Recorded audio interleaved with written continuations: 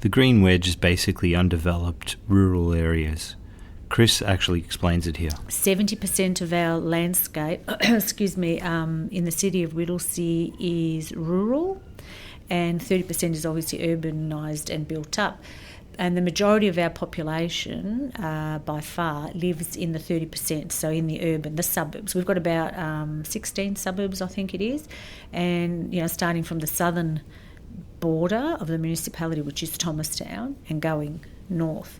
So as we go north along High Street and Plenty Road as the two main arterial roads, the main roads, and you keep going north, we've got an area there that's hasn't been subdivided, and it's a lot of conservation area, a lot of natural landscape, with all the gums and So we want to keep that intact. We're saying we don't want to buy or eat into that and subdivide it and build it up. That's one of the features of the municipality, where it does make us a little bit unique in that we've got the urban and then we've got the rural out there, including like bits of King Lake and the Whittlesea Township, etc., which make it all very nice.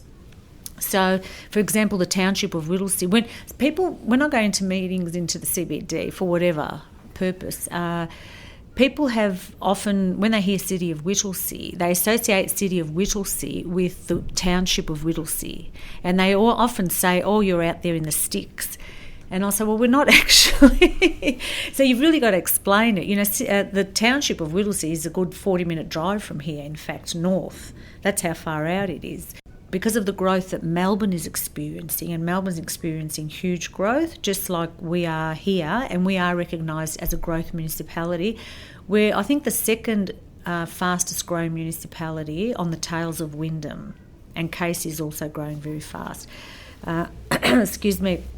So with that, we get pressure from the state government to subdivide, to open up more parcels of land, and people are moving in fast, very fast, because of accessibility and affordability. But one of my complaints and issues with that is that it's all very well to say to people, look, we've subdivided this, new parcel of land and there's more houses going to be built here, but we're not going to have successful, healthy, functioning communities and neighbourhoods unless we have the necessary infrastructure that goes hand in hand with healthy living. And what that means is it's not enough, in my view, to just say to new families, oh yeah, there's lots of houses out there, well, where's the transport? The bus routes, not just the heavy, it's all about heavy rail for some people, but it's also about buses, so that within each little estate people are able to get around and not just rely on cars. So the transport, the schools, the maternal and child health, the libraries, the leisure centres, everything that goes into making for happy individuals, families and communities, And sometimes these are just words to people, but unless you go out there and you see it for yourself, you don't really appreciate what that means. So here in Thomastown, I've noticed while we have an ageing population, and we do, and this is something I often argue or try and clarify in a very strong way around the chamber table at council, because I hear remarks from some of my colleagues about Thomastown that, that's where the oldies live. Well, no, in fact, it's a very mixed demography. So we've got both ends of the spectrum. We've got the ageing population, and about 30% of our population in the city of Whittlesea is in that aged category. But then we've got about 25% who are under 25 years of age, in the youth category. And most of them, believe it or not, Dean, live in this precinct of Thomastown. So that's a very interesting statistic. Then you've got the in-betweens. You've got the very, very young families or individuals who are choosing to live in Thomastown, again, because there's a perception of affordability and accessibility. You have the train going along High Street, the main arterial. You've got Edgar's Road, which is parallel to highway. You've got a good bus network. And then you go beyond the other side, which is Dalton Road, which is again another arterial, which has a good bus system. You've got the schools, and people look for these things. That's what they look for.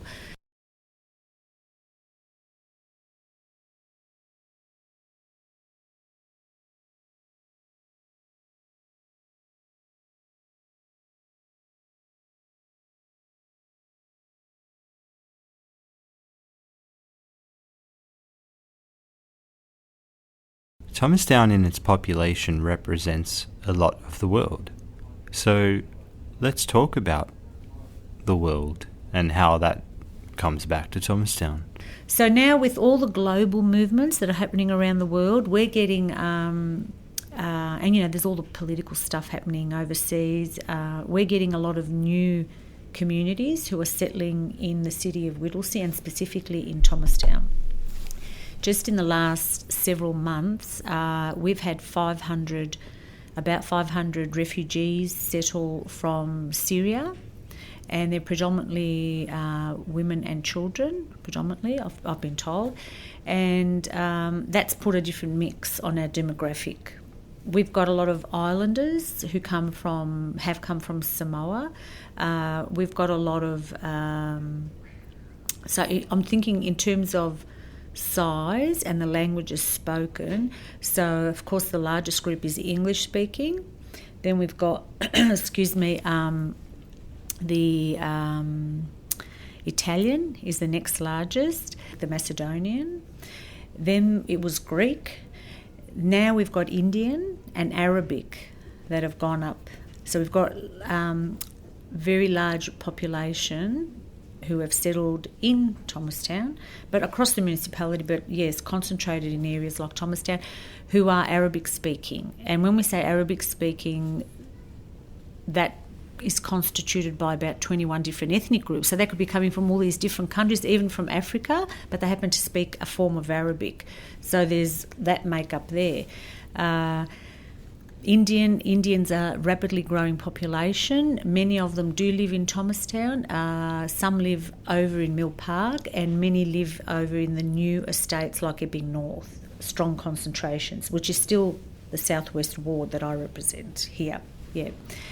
Chinese population, that's a well-settled population that's been here for many years, and many of the settlers who speak the Mandarin or Cantonese live over in Mill Park.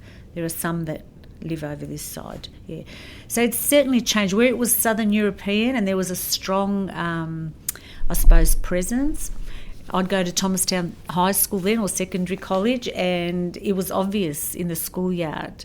Now it's changed in a rapid way. The other thing is we have one of the largest Aboriginal communities in Victoria. I think it's the third largest or the fourth largest that has settled here, and it's growing. And one of our unique features you might be aware of, Dean, is the Willem Preschool Centre.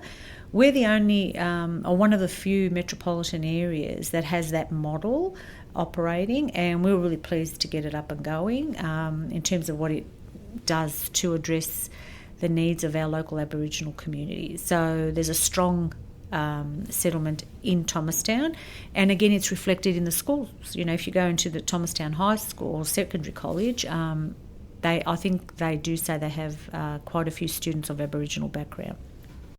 Debate, conversation. These are pivotal when it comes to community and, importantly, council governing. We are all different. There's no way around that. So we have different ideas. Talk.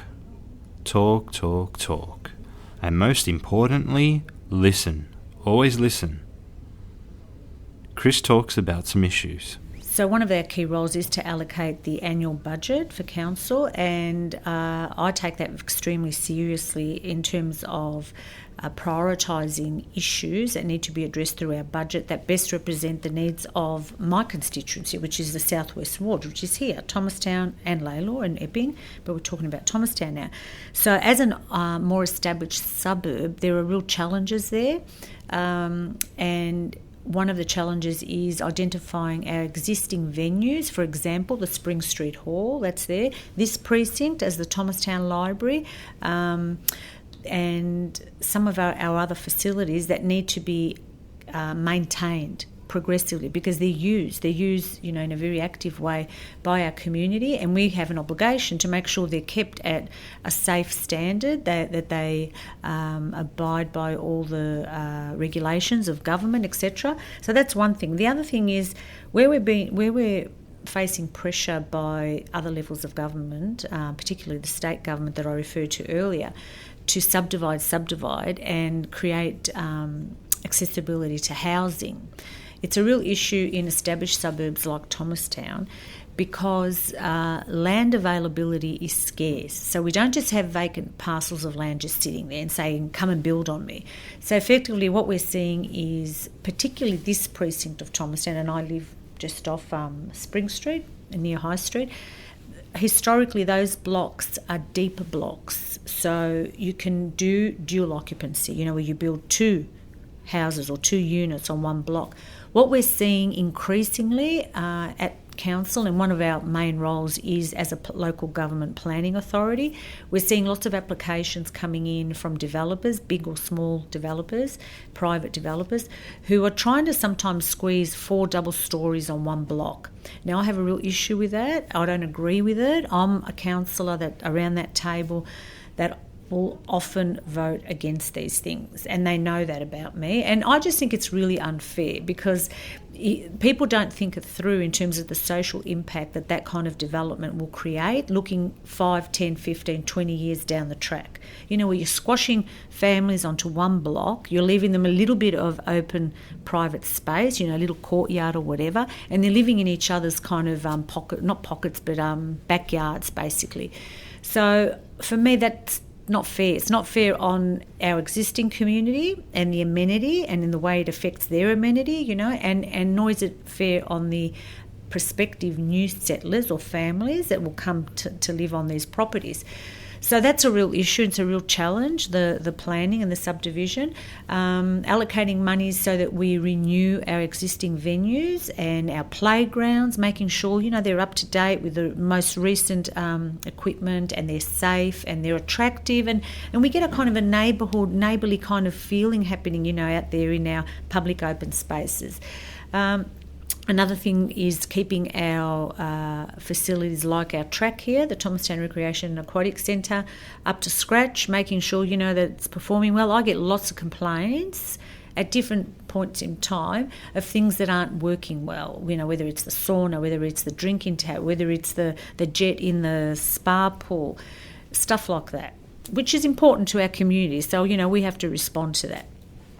Then there's one thing that I've got an issue with, a recent issue, is every year we have our annual community festival, and we do it over at the Whittlesea Public Gardens down Barry Road, and it's been held there always, for many, many years, and it's attracted over 10,000 people every year, and I was there this year again, and the current mayor, unfortunately, has taken it upon himself to move it from there so that we don't have it here at the Barry Road Gardens anymore. So I've got a real issue with that for a number of reasons, and the main issue is that that decision has been made without any community consultation. So it's not asking our community, what do you think of this?